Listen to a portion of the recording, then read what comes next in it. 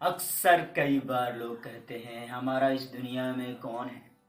जब समस्या आती है, परेशानियां आती है, लोग तकलीफ के कारण कराहने लगते हैं और कई बार बोलते हैं मेरा है कौन। लेकिन उन्हें पता होना चाहिए सबका एक पिता है, हम सबका एक पिता है। अगर आपका माँ बाप है, जब एक बच्चे से पूछो, जब वो बीमार होता है तो अपने माँ और बाप से बताता है। जब उसे कुछ जरूरत होता है तो अपने माँ और बाप के बताता है। कोई वस्तु चाहिए तो अपने माँ और बाप को बताता है। कोई तकलीफ भी हो अपने माँ और बाप को बताता है, क्योंकि उसका घर जीवन है। याद रखना चाहिए। आज मैं शास्त्र से कहना चाहता हूँ, हर एक विश्वासियों को, हर ईश्वर को पुकारने वाले लोगों का एक घर जीवन है। वो सबका पिता है, हम सबका पिता है।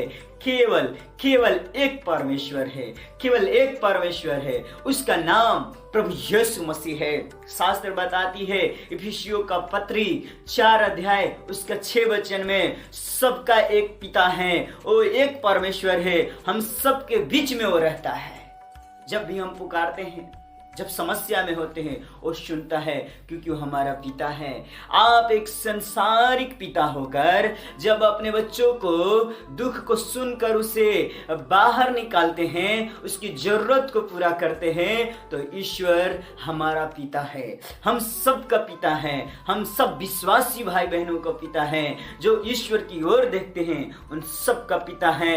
याद रखना, आप जब भी अपने दुख को, अपनी समस्या को, अपनी रोना, अपनी तकलीफ, अपनी जरूरत अपने स्वर्गीय पिता प्रभु यीशु मसीह से बताओ, वो सब सुनता है, वो सुनेगा, तुम्हें चंगाई देगा, क्योंकि हम सब प्रभु का बेटा और बेटी हैं। याद रखना मेरे भाई और बहनों, शास्त्र कहता है अपने पिता से प्रार्थना में जो कुछ मांगोगे वो तुम्हें देगा। तू अपने पिता से जो अपने दुख तकलीफ बताते हैं, पिता सुनकर अपने बच्चों को दुख और तकलीफ को दूर करता है। क्योंकि स्वर्गीय पिता सिर्फ हमारा पिता नहीं, परंतु पूरे विश्व का पिता है।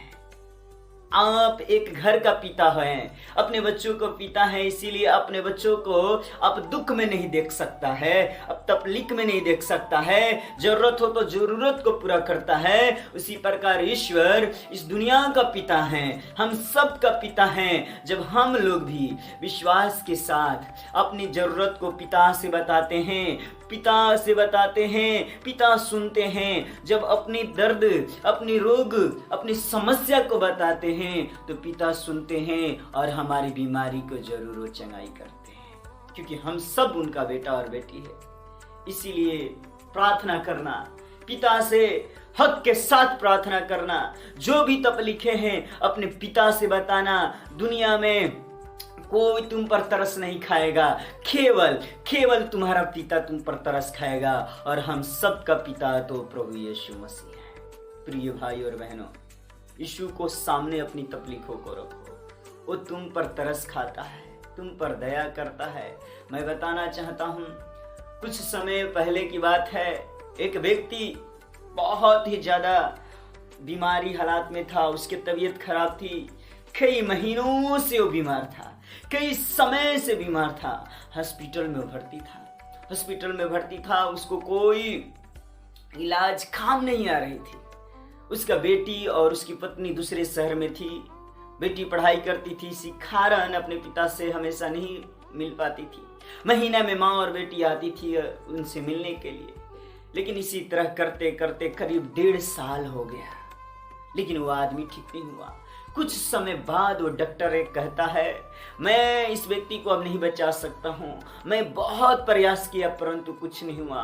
वो लड़की कहने लगी, पापा अपने पिता से बोलने लगी, पापा आप कब घर चलेंगे?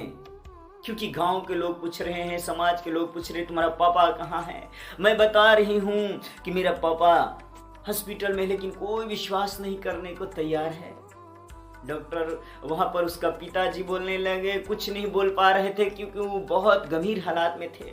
डॉक्टर को वो हिला हिला कर बोलने लगी, डॉक्टर अंकल मेरा पापा कब ठीक होंगे? डॉक्टर ने हाथ जोड़ा, मैं कुछ नहीं कर सकती हूँ बेटी। उसकी माँ उधर रो रही थी।